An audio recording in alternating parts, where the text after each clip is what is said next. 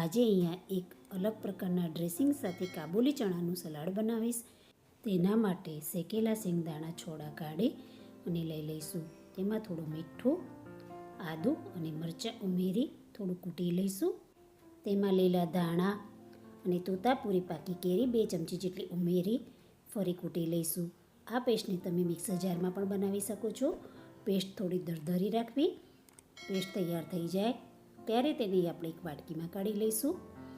તેમાં મીઠું થોડું, મરચું, ધાણા જીરું, 2 ચમચી મધ, 2 ચમચી ખજૂર આમલીની ચટણી અને 1 ચમચી જેટલું તેલ ઉમેરી બધું બરોબર પેસ્ટમાં મિલાવી લઈશું.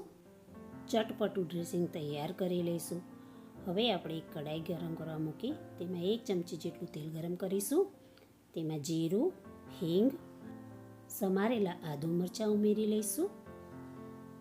તેને સાતળી તેમાં સમારેલી 1 નંગ ડુંગળી ઉમેરી લઈશું અને અડધું કેપ્સિકમ ઉમેરી લઈશું. એકવાર બધું મિલાવી તેમાં થોડું મીઠું મિલાવી લઈશું. સમારેલું 1 નંગ ગાજર મિલાવી લઈશું.